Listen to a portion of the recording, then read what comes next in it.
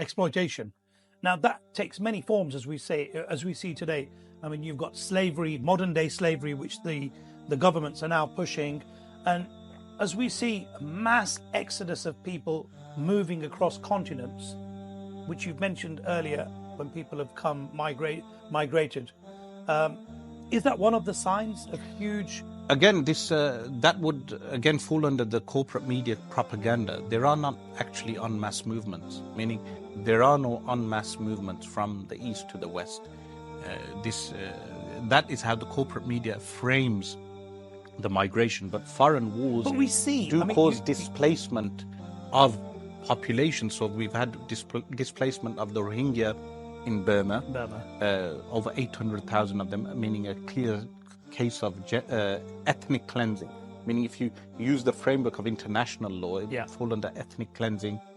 And unfortunately, Muslim majority countries like Bangladesh and Pakistan do not accommodate those people. So the Rohingya were not welcomed by those countries. The Pakistani military, in fact, sold armaments to Burma. Yes. The Pakistani military is actually complicit in many military deals which are counterproductive to the Muslim world. Well, one of them, I mean, recently we've seen the expulsion of the Afghanis from Pakistan. Now, as we speak, hundreds and thousands who migrated to Pakistan during the Afghan-Russia war, which was funded by the Americans.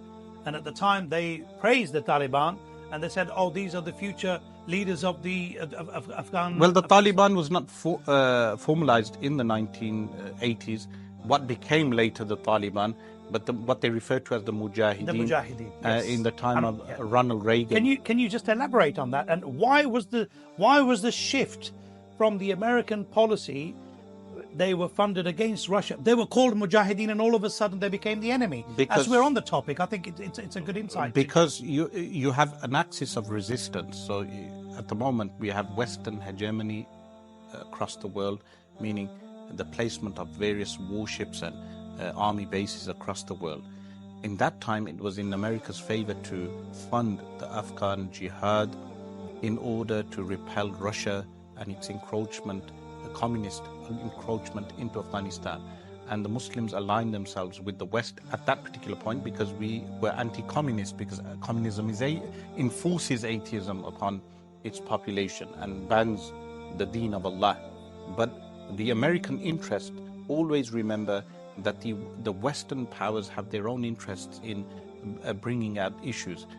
For instance, the Uyghur issue in China, which has been described by the West as a genocide, they will refer to that as a genocide. But when it comes to the Palestinian issue currently in Gaza will not be referred to as a genocide. They refuse to acknowledge that as a genocide.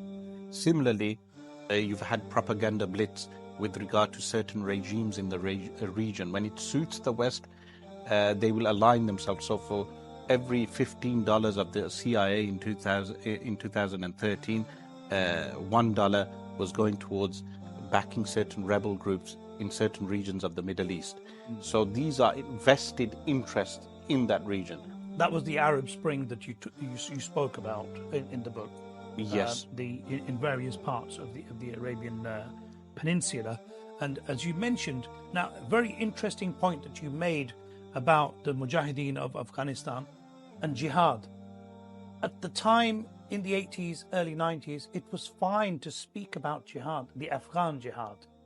And also in Bosnia, because NATO had its own interests in Bosnia. So the Muslims who were martyred in Bosnia, it was fine for the West to promote and declare as heroes those who went and fought jihad, because it was in the interest of the West.